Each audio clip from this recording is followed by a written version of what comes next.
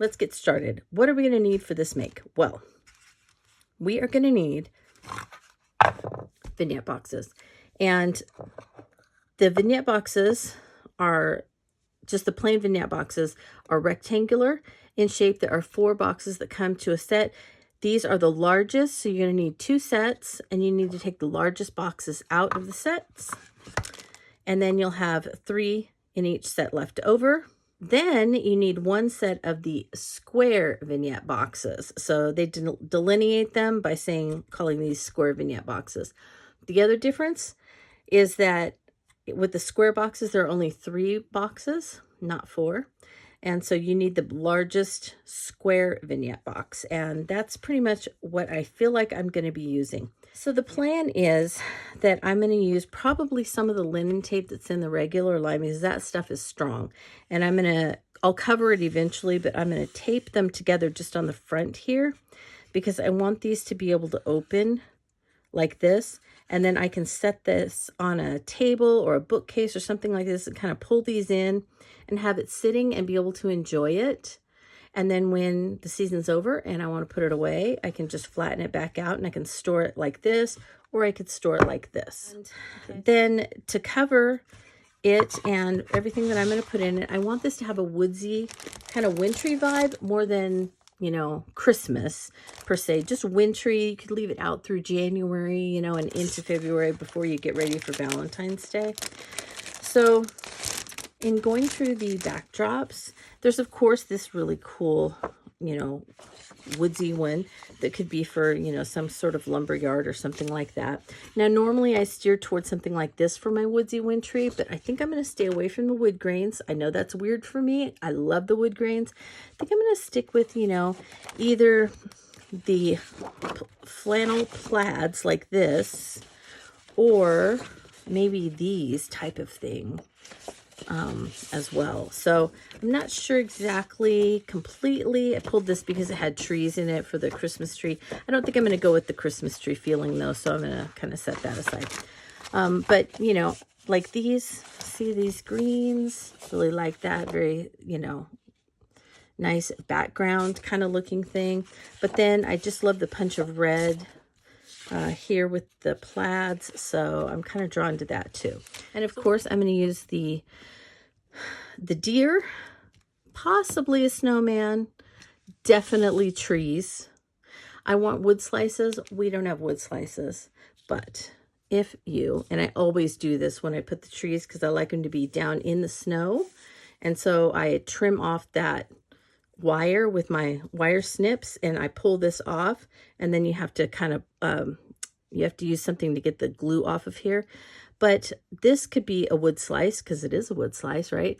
But we can might possibly see a barrel, might not. It is kind of thick, but it does fit in the outside ones, so you might see a barrel. You will definitely see these pine cones, the acrylic pine cones this year. Wow, just incredible. All the detail and the color different. Maybe some bauble snow balls. Maybe some, you know, bells are always part of kind of winter for jingle bells on sleds or different things like that. Then I went through the ephemera and I pulled a few things that I could use if I wanted from the ephemera. Again, trying to stay away from the Christmas stuff. So there was Haynes and Company lumber dealers I could, you know, put in the background as part of a collage. I can use December because it's cold. Could use Snowdrift candy cups. That's cool. Blue. It's not red. I could use this because holly is still wintry. I don't want to do too much holly. There is the Bissellines Idaho Lumber Company tag. That's great. And then this one does say a Merry Christmas down here, but you don't have to use that. This would make a great background. See, it fits perfectly. How great is that? So those are all in the ephemera pack. From the layers pack, I pulled quite a few things. So much amazing imagery in there. So they have these pine branches in the layers. Look at this. to use her, right? Look at this pine. Now that is, it's not necessarily going to fit, but if I had paper around it, or it would fit in one of these in the back. See? So many things I could use. All right, and then this couple I have used before in one of my winter makes, but they have the ice skates and they're all ready to skate for the winter. These little cuties are all dressed for the snow, so they would be good kind of out in a snowy scene.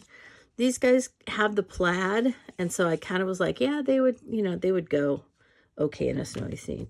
These guys look like they work for the lumber company. I think they totally look like they work for the lumber company. So definitely had to pull them out. There's this great background. There's this guy. He owns the lumber company, I feel like. And he's bossing people around. He just has that look about him. And then these people are having a good time in the snow. They got their cars. It's awesome. Love it. These people are having a good time in the snow. They've got their sled. Perfect. There's this that can fit in the back with something behind it. Even, you know, you could even just do something like that. Who knows? Okay. You know, your people behind it. So there were a lot of just wintry things that just looked like winter and didn't have a Christmas theme to it that are in the layers packet, and all these people that I can use. So that's the layers packet. So since I didn't get to use these from the regular line, I really want to use these now for Christmas, the Christmas line. So I think these can go around some of the scenes from the layers. And like, this is very wintry feeling. So pretty. I love that sewing, a little bit of string that's left there. But yes, I definitely want to use these on this project. So I'm excited to get to work with those. And then one last thing. I have rambled on so long, but there's just so much good stuff in this release, right? The baseboards. So I'm not going to be using these. I have special plan for these. But I was looking through here and I did see, I'm absolutely 100% using this. Julia's Seidel Lumber Company. Are you kidding me? So perfect. It couldn't be more perfect. I love this so much. And that just kind of gives you a general idea of where I, you know, think I'm going with this. So let's go ahead and get started making something wintry. I just started this project and I've already made design changes. So here's what I've decided to do. I took the boxes and I kind of put them opposite and attach them together permanently. So I have the square box facing one way and then the back of the two rectangular boxes. And then this way I have the back of the square box and the two rectangular boxes. And that way I have a double-sided piece that I can work with. Now on this side I have the green plaid papers that I've cut that I'll be putting in. I haven't put them in yet, I just cut them. And so those will be on those, and I'm gonna probably do some trees and deer and some things like that, maybe a snowman on one of them. Not quite sure yet, but that's, you know, where I'm going with this type of thing. Very woodsy. And here in the center, I'm going to put this Staco River Lumber Company, and you can see that I cut it fairly long. I actually was able to get the whole name of the company in there, and that's because I'm covering both the outside of the box here, but also this lip on both of these, and so it's a little bit wider than the square box. To cover the outside of the boxes, I'm using this backdrop, and so that's going to go there. I stuck with all the plaids that look like they're kind of wool flannel. So this one's going to have the red plaid. And then on each side, I cut a piece of, it has this plaid on the back, and it says fine carriage, and then sleigh painting. So that's, I cut those so that they will cover all the way over to this edge, so they're a little bit longer, and you can see that these stick out a little farther than this. So I may put just a stacking strip or something like that on this side of the square box, because the square boxes are just a tiny bit thinner, not quite as deep as the rectangular boxes. So I'll build that up just a little bit, but you can see that the papers, I cut them to go over that.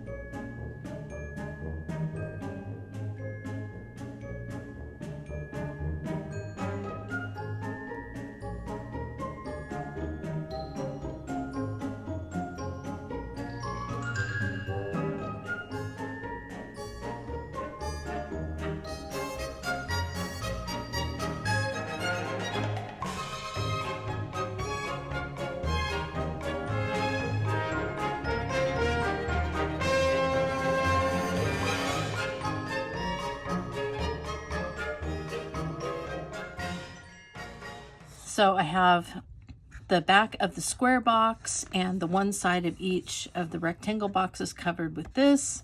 Insides are covered with the 2 green kind of woolen flannel plaids. And then I need something to cover the fronts here. Last year we had design tape, and they have this plaid design tape was part of it. That's some of the trims. I love this stuff, and I really want it used because it makes covering the edges of the vignettes so much easier, and so I like to use it whenever I can.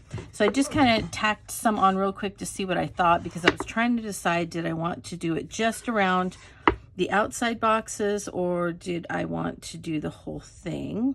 So let me show you. Here is if I do the whole thing.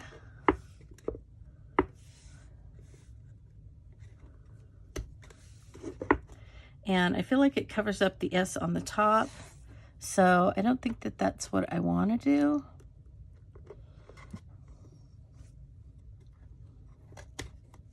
do. But I could if I wanted. Now I don't just stick it down like this, because it's going to be traveling. I need it to stay in place. So I will, when I definitely adhere it, I will put some design collage medium down and then stick the design tape down with it. Kind of feeling like all the way across is a little much, and it makes this stand out way more than I want it to stand out.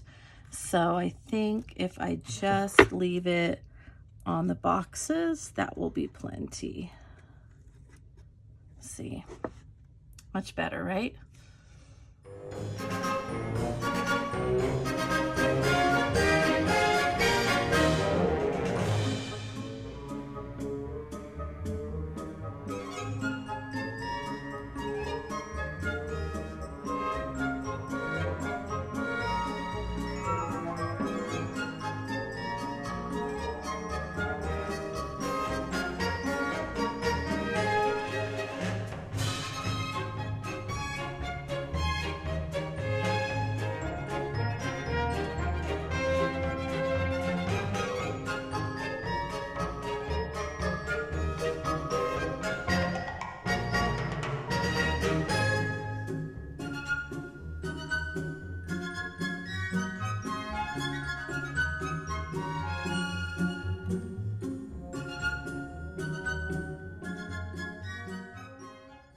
Sorry, I thought I had the camera on and I didn't. I keep doing that.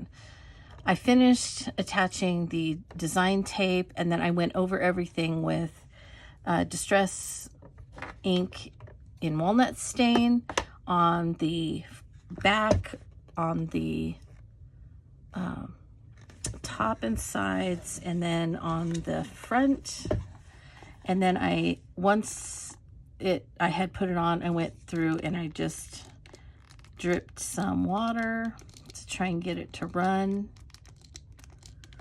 And I was saying as I was doing this along the top that I was not thinking, and I went along the top in the center on both sides, and I should not have done that, because I'm going to put, I'm planning on putting some snow up here, some grit fall snow and grit paste snowfall, and it will soak up the brown and turn the snow yellow. So I'm going to have to, once I get this done, I'm going to have to run along just the top area here in the center with some Distress Collage Medium. Microglaze will not block the ink enough for the snowfall.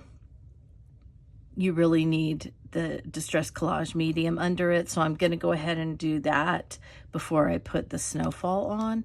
So just, you know, letting you know that I wasn't thinking ahead. And so if you're doing this, keep that in mind. So now I'm going to go ahead and dry this now that it looks a little bit aged and runny. I might do another second coat just to make sure I'm happy with it and that it looks aged enough before I start adding my dolls and trees and whatever else.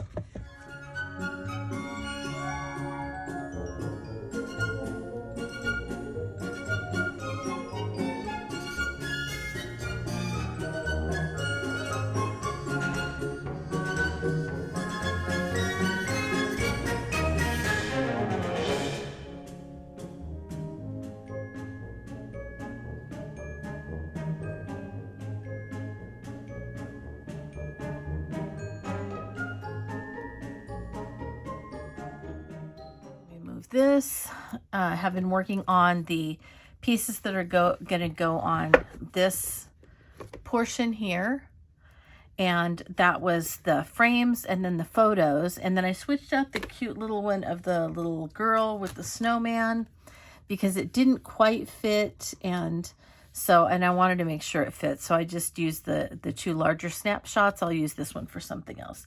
Okay, for these, oops, I have them backwards. They're going to go like this. You can see that these portions are, the pine pieces are facing out, and then I have put 2 pieces of thin chipboard on the back. I put the photo behind the frame and then attached them both to the chipboard. The sewing was already done on the frame, so I didn't do any sewing.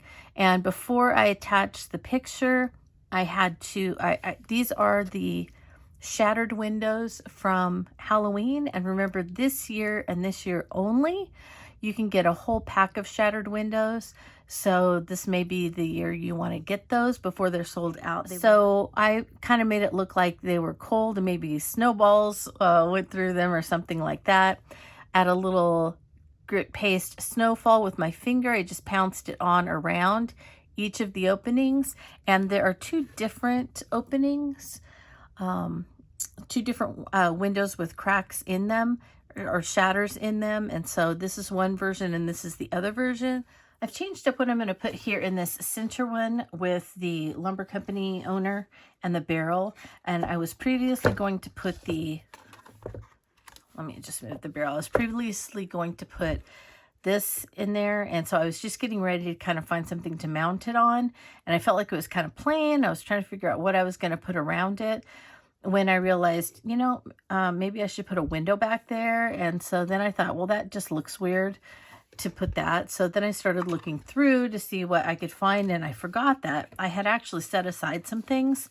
And I pulled these actually from the Halloween release, but there is one that is very similar in the everyday release of baseboard windows. that's like this. I think it's a little bit whiter, but I like the rusticness of this for this piece. So this is from this year's 2023 Halloween baseboards release.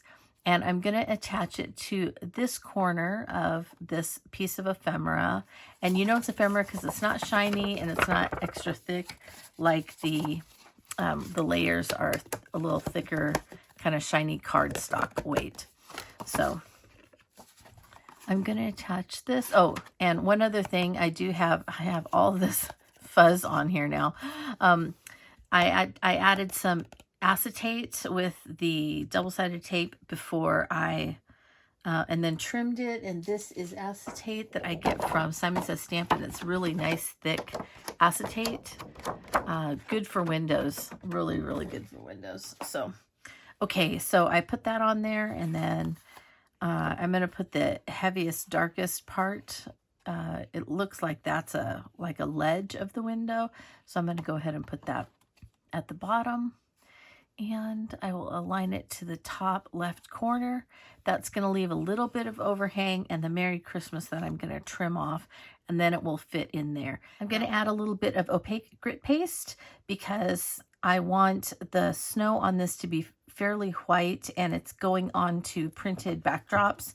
And here I don't have a backdrop, so I want that covered. So I'm going to go ahead and put the opaque white paste around the front edge a little bit up to here, and then along the back to cover up that I don't have paper back there.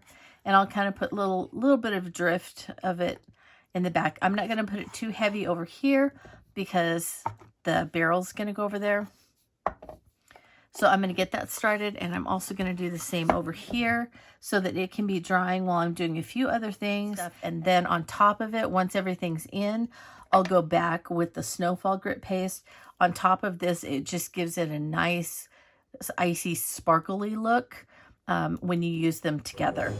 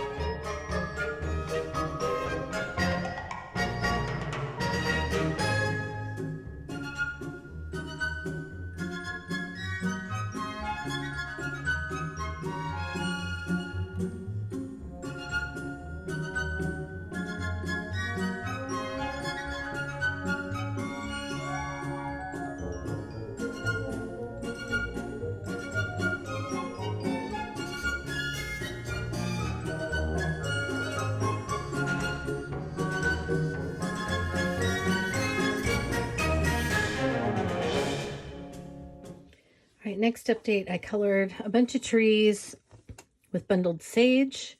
So they are slightly green, but they're not like in your face green. This is a really good green.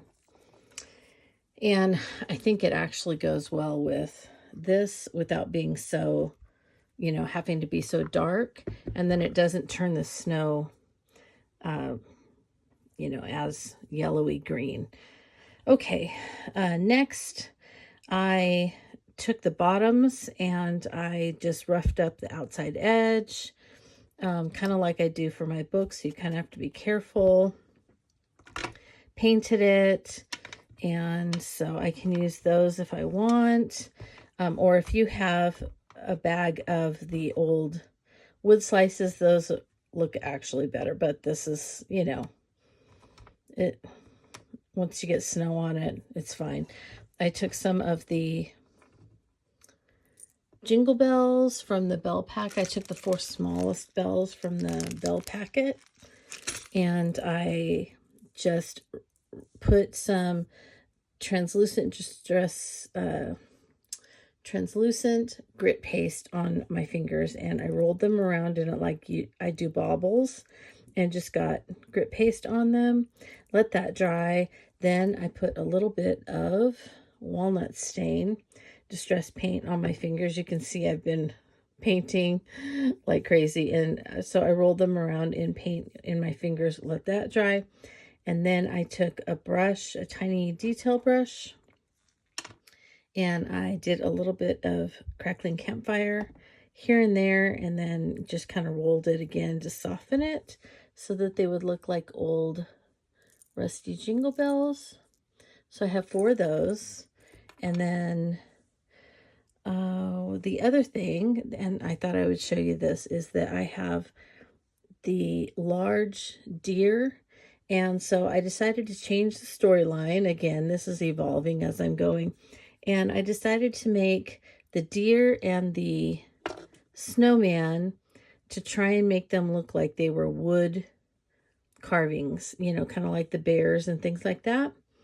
So I painted them with gathered twigs.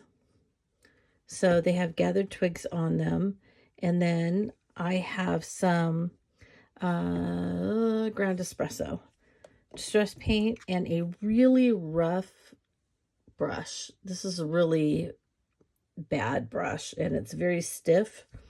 And so I'm just tapping it in a little bit of that, and then I'm just brushing back and forth like this and just making some kind of, I'm trying to make wood grain is what I'm trying to do over it. I need to get a little bit more paint, but you can kind of see how I'm trying to make tiny wood grains on it. So here's the front, and you can see on these just tiny bits of wood grain so that they will look like they're carved. And then I'm going to do eyes, nose in black, the hoofs in black, and I'll do maybe a little bit here in black or dark brown. I may just do the ground espresso with a little black soot and just kind of do some shading on this one, and maybe the eyes and a couple of things. But I'm not going to do too much because I want it to really look like a carving and not a carved painted wood. So you just get a little bit like that. So you don't want it really. So this is the back. So I got too much on there. And this is what happens if you get too much. See? So you want to be able to just get those stripes, those little lines like that, the dry brush lines. And then I'll be back. Let me see if I can talk you through me lighting this up. So time is getting short and I'm going to need to move things along quickly. I attached the battery pack behind this one, and so it's 2 layers of foam, and then I covered it with 1/4-inch strips of paper, and then you can pull it out. Sorry, it's a little glue. You can pull it out if you need to. Change the battery pack and then stick it back in, and then that also allows you to turn it on and off. And then I have a space here. It didn't need to be this big, but it's okay. So this is where I drilled the hole to go into the first side with the lights. So this is the first side with the lights. I cut off a piece of one of the etc. trim frames. You could use a coffee stirrer, whatever you want, popsicle stick, whatever. And so I twisted 1, 2, 3, 4, 5 lights around it. They came in back here, twisted 5 lights around it. And you can see that they're all on the bottom side. And then I attached the top side with a bit of hot glue. You can put hot glue on the wires, just not on the bulbs.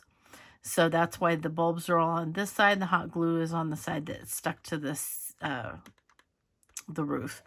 Then I drilled a hole through this side, and then that goes into the other side of the box. This I have not attached yet, so that's why I'm just talking through this with you. So you can see I have another piece. I wrapped 2 lights, and then I have 2 that are coming down.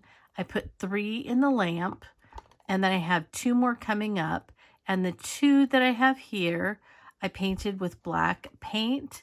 And I'm going to have to do one more coat on this one because, as you can see on this side, there is a little bit of light shining through. So I'm going to have to do one more. Then I wrapped 1 light around, and the second light actually goes through the hole there. This will be behind, so this is going to be on here. This will be hot glue gun to the ceiling, and then the 4 that will be here when the paint dries, they will be behind this, just the corner, upper corner of this. And I have foam dots, and I may have to put a little more tape or something. I'm not sure yet, but you just have to fiddle with this. And then those lights should be covered by this lumber once it's on there. So you can kind of see what it'll look like. Something like that. Once I finagle the lights. And then the rest of them will finish over here. And all I am going to do is just wrap them a little bit, just like I did here, around a piece of this frame that's left and attach them to the top here. That's it. That's how I'm lighting it up. I hope that makes sense. I don't know how else to explain it to you.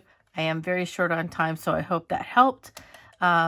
Lighting is always one of the more difficult parts of an intricate make, and so usually you have to engineer it every time to the best of your ability.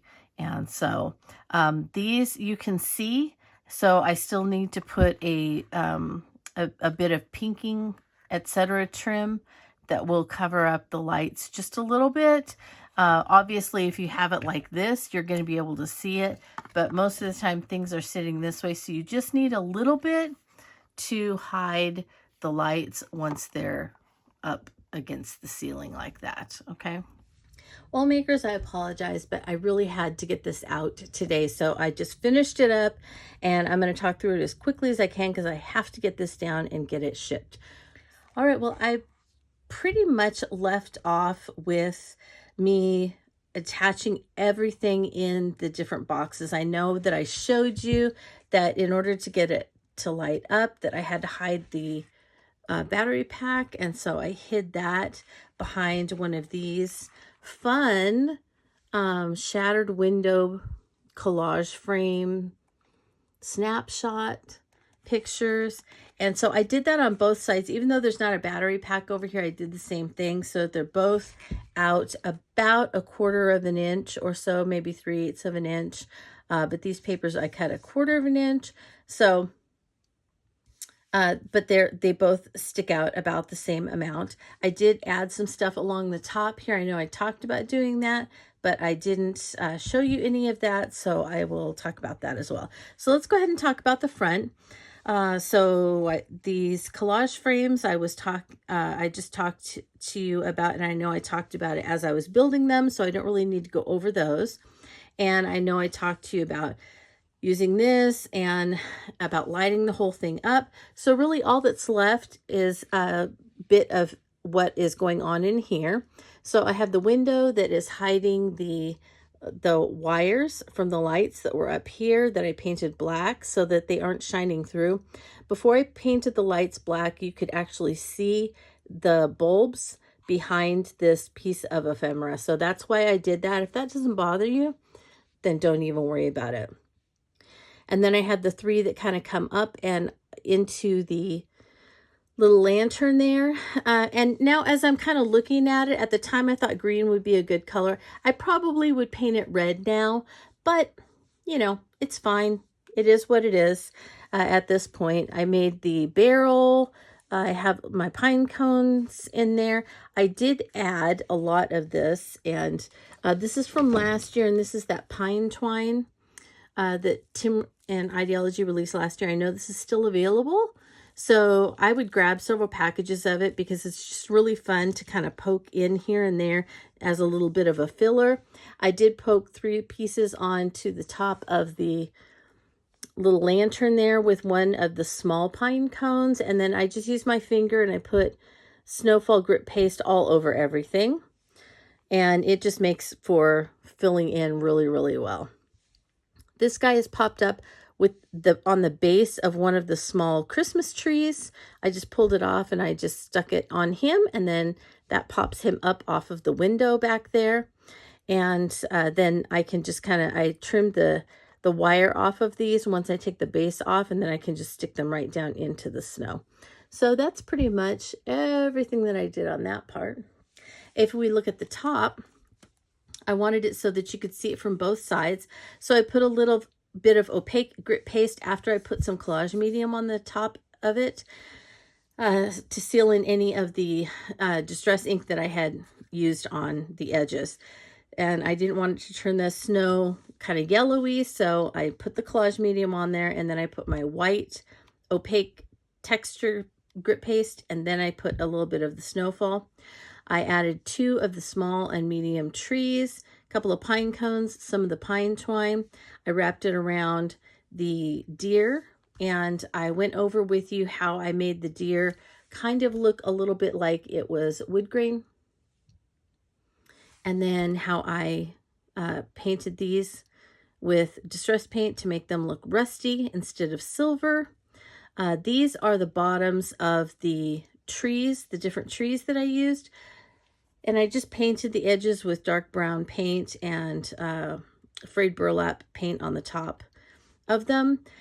If you have any of the wood slices left, those are much easier than using the tree bases, but the tree bases are a nice option if you don't have any of the wood slices. So just save those tree bases, paint the outside edge dark like bark, and then you're good to go. And as you can see, cover it with a little snowfall grit paste, and you're good to go. It covers up anything that, you know, might be a problem. All right, let's look again at the other side. So this other side is, sorry, I want to fix that. Okay, so I have lights that are, as I showed you when we were lighting it up, I have lights that are up here, and I didn't want them to show.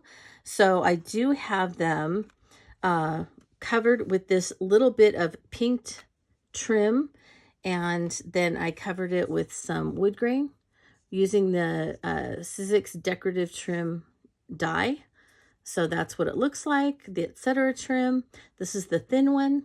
And then I just trimmed them and stuck them in with a little distress collage medium. I think that the dark brown goes with all of the dark brown that I have around here. I love this little section in the center here where I have the 3 gentlemen that I colored with the distress pencils. And then I used a tag. I used a star. I used the little tiny measuring tape. This one that said guaranteed to fit or something like that, now 2 for 25 cents. Most of it's covered up, but it just pulls in some of the black from everything. And then down here, this was holly. And I didn't want it to be too Christmassy, but I liked the brown and how it kind of gave this like weight in the bottom. It kind of grounded it. So to cover up that it was, you know, overtly holly Christmassy, I used this from the sticker book, and I love that plaid. One year there was paper that was this plaid, and I really loved it, and that was the last woodsy one that I made, was when they had this plaid as paper. So I just went ahead and stuck that across there, added my little collage elements, and then put them on top.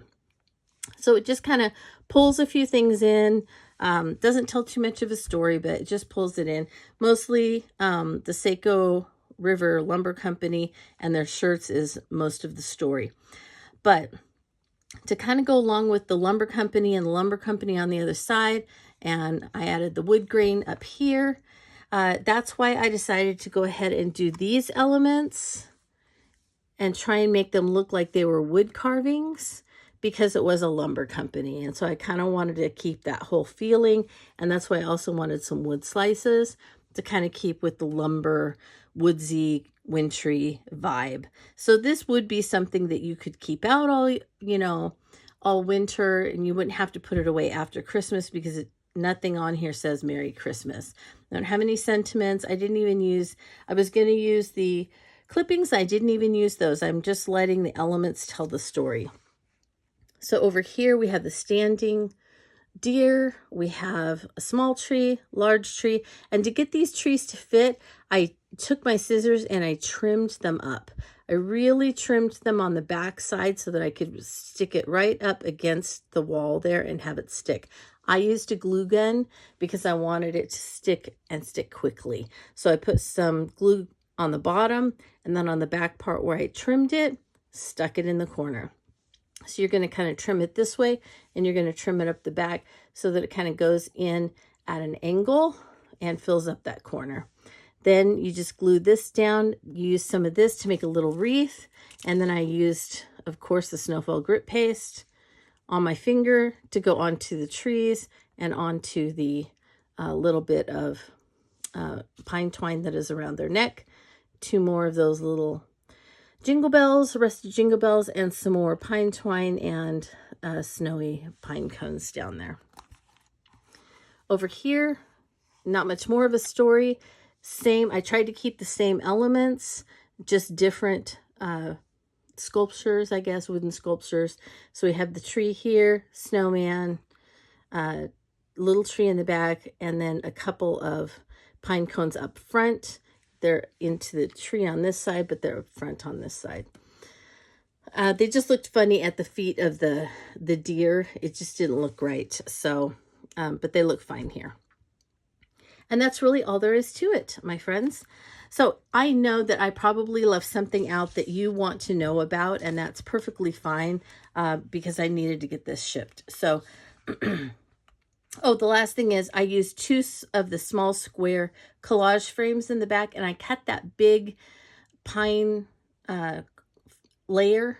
It was a card of the pine needles and the pine branch, and so the bottom half's here and the top half is over here. All right, and then what that leaves you with is, if you would like, you can use some of the clippings, stickers, and you can tell stories about, winter, anything like that. You could also tell stories over here if you wanted about the people in the pictures, and you could put some clipping stickers here would be great, and even some clipping stickers over here would be great, or even up in the corner up here. Either of those places would be a great place for some clipping stickers to go through and pull, some bits to tell stories about these people, and that would be really fun. All right. Well, thank you so much for following along with me on this make. And again, I apologize that it was so rushed at the end, but deadlines. So like I always say, if you have questions, please ask in the comments below, or you can contact me through the contact section on my blog at playswellwithpaper.blogspot.com. And I'll be glad to address any of the questions that you might have to the best of my ability. I want to thank you so much for your support and for following along on this long tutorial. And I want to wish you a very creative day.